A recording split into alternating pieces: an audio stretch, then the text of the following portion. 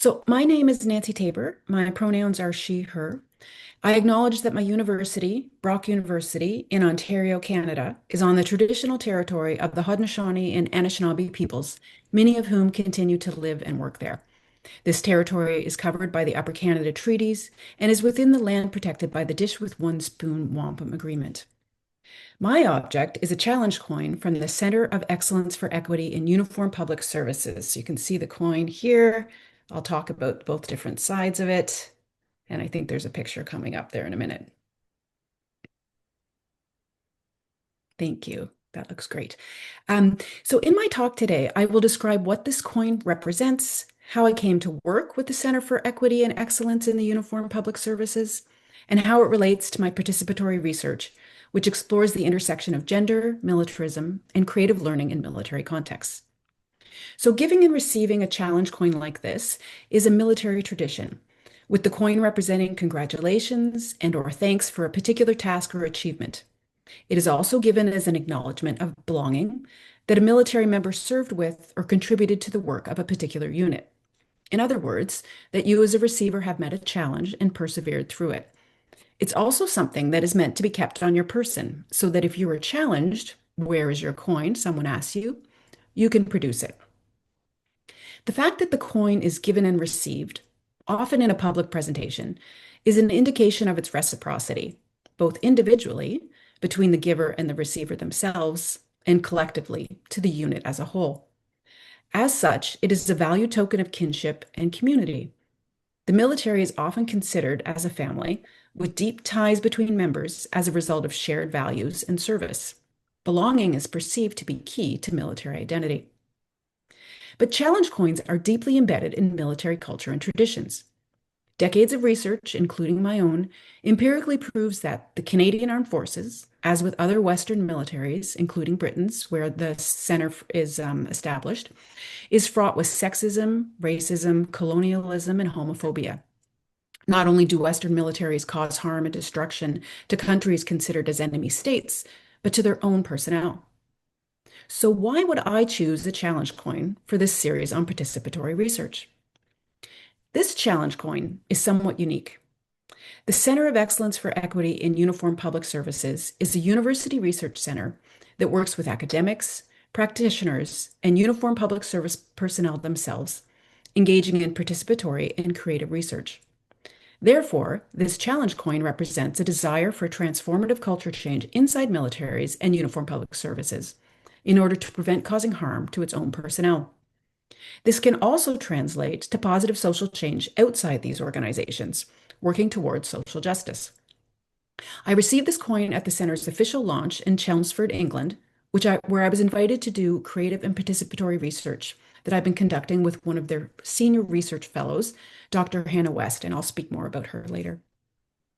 This coin also represents my own story as someone whose father served in the military for over 30 years, who joined the military herself at age 17 and served for 13 years, and is now a feminist academic who critiques military culture and works towards transformative change. When I joined the military in 1989, I believed wholeheartedly in every aspect of military service. I also believed I would be treated equitably as a woman in the military. I was wrong on both counts, very wrong. But it took me quite a long time to consciously realize this. Years, in fact. Learning about feminist theory helped me begin this process, while conducting research in this area continued it over 2 decades. So I recognize the difficulty in transforming the ways in which others view military service, both in relation to themselves as individuals and organizations as a whole, particularly in Western countries such as Canada, the United States, the United Kingdom, Australia, and New Zealand, where military service is often perceived as valued citizen contribution. So what I've been really interested in is how I can use feminist transformative learning to recognize the importance of engaging in a societal critique of power, connecting self to society, claiming one's own stories, and building community. But how to engage in such learning with an organization like the military that could be considered as the very antithesis of feminism? I've used some creative practices in my military research since I began working in academia, but have since turned to using creative and participatory practices as much more central to my work. In my work with military veterans and others involved with military organizations, I have seen and experienced the power of creative practices in social justice research, particularly and most recently with respect to expressive writing and voice work. Expressive writing is a form of creative writing, or free writing, that can release suppressed emotions and assist writers in working through and reclaiming their experiences. Fitting experiences such as a life disruption or traumatic event into a storyline that one can accept as one's own can enable a writer's ability to reconcile past, current, and imagined future selves, which can have positive implications for both physical and mental well-being. Expressive writing can assist with working through emotions, reframing experiences, giving coherence to memories, and creating a strong narrative identity. With respect to women in the Canadian military, expressive writing can assist military and veteran women with building community and supporting military culture transformation. My work with expressive writing with military women veterans began with Writers Collective of Canada, WCC for short. WCC is a charitable organization that engages in exploratory expressive writing and community. In online and face-to-face structured workshops, writers articulate their experiences through storytelling, such as this project is doing, receive affirming comments on how their stories are heard, and examine their sense of self in a supportive environment. These workshops assist participants in sharing their stories, hearing one another, and fostering caring relationships. Writers often work through and claim their own stories, develop relationships with one another, and foster empathy and understanding for self and others. The workshops are built on specific principles and practices. Writers share first draft writing, they practice deep listening, offer feedback to others and what resonates to them, treat all writing as fiction, and keep what is shared in the workshop, other than their own experiences, confidential. So in 2022, WCC and I worked to adapt their workshops for military veteran women, which came to be called Her Story, A Force for Women. In these workshops, participants are offered the opportunity to write about and share their military experiences with the aim of building community and reclaiming their own stories. We gradually built up trust in the community, working with small groups of writers, sometimes only one at a time. Participation grew to 50 virtual workshops, offering 200 writing experiences for military veteran women. This led to my mentorship of 9 military women veterans who were inspired to participate in the first Write On workshop, which resulted in a published anthology of stories called Then I Was a Dragon. With its use of accessible storytelling language, this anthology aims to reach diverse public audiences. The anthology humanizes those who've been harmed by gender discrimination, sexual harassment, and sexual assault, so readers can understand the urgent need for military culture change on a structural level. We then moved toward conducting research in this area, applying for and receiving funding for a 5-year research project called Reimagining Military Culture Through Counter-Narratives. In 2026, just this February and March, 8 women participated in the first phase of the research, which is a 4-week expressive writing workshop paired with initial and exit interviews.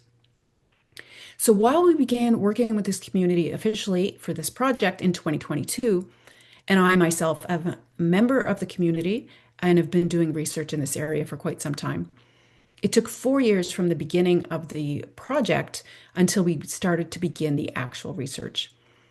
This demonstrates the need to move slowly as researchers in this context, to learn from the community, build trust within it, adapt the research to meet participant needs, and have the research of benefit to participants themselves and the community as a whole. And certainly this series, the Participatory Object series, and all the presenters before this have also exemplified these needs. So this research has also led to my work with Dr. Maya Eichler at Mount St. Vincent University on the Invisible No More Participatory Action Research Project. This research focuses on the Canadian government's Standing Committee on Veterans Affairs report called Invisible No More, The Experiences of Canadian Women Veterans. And this included 42 recommendations for improvements as relates to women's military service and their veterans' lives. The aim of this research is to ensure that the recommendations are implemented in a way that meaningfully reflects the perspectives of women veterans. As relates to participatory action research, the research values and principles include that veterans are not simply research subjects, they are co-creators of the process. The research process is completed through a trauma-aware, military and Royal Canadian Mounted Police culture-aware, intersexual feminist framework, and that the research process is grounded in naming lived experience as a type of action-oriented subject matter expertise. And as part of this overall project, my main role is to facilitate writing workshops to support Canadian Armed Forces and Royal Canadian Mounted Police women veterans in developing their voices as writers and advocates. And this isn't particularly a research study, but it is for capacity building in the community. Writers are going to respond to open-ended writing prompts that are provided, such as, because I am a woman veteran, I want to see. Because I am a woman veteran, I feel community or the lack of it when. And also, because I am a woman veteran, I speak out or choose to stay silent when. And finally, to me, as a woman veteran, advocacy means. So as we engage with their stories, the aim is to learn more about their lived experiences and their needs. These workshops, this series of workshops will begin this Saturday. So I'm looking forward to learning from the writers' stories and experiences, which brings me back to this coin. I was invited to work with the Center of Excellence for Equity in Uniformed Public Services through Dr. Hannah West, who is a senior research fellow at Anglia Ruskin University, which is in Chelmsford and Cambridge in England. And she also served in the British military. We met at a conference where I was presenting on expressive writing research, and she was presenting on participatory filmmaking. We have since worked together on a number of projects due to our shared interest in using creative participatory practices to explore women's, military, and veteran experiences. So the aim of this center is rather unique. It's to promote equity, inclusion, and well-being in uniformed public services through transformational change, effective leadership, and trauma-informed practices that empowered all. The research of the center is underpinned by methods that break down traditional hierarchies. The center brings those with lived experience to the heart of the work and develops solutions together. So on one side of the coin, which you could call heads, there are 4 people representing men and women in the military, fire police, paramedicine, and corrections.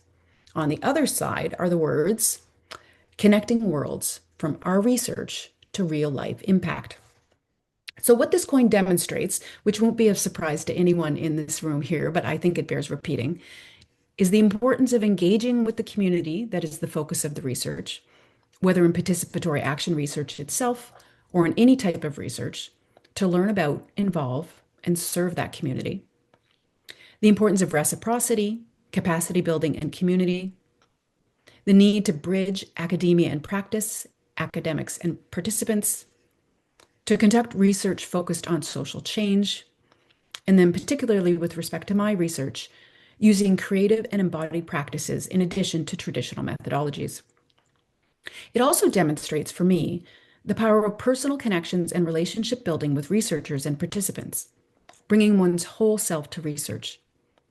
And most particularly for my research context, that critiquing organizational culture problematic traditions and norms, particularly in the military, is possible. Because though challenge coins were designed to reproduce military culture, they can be flipped to challenge that very culture. Thank you.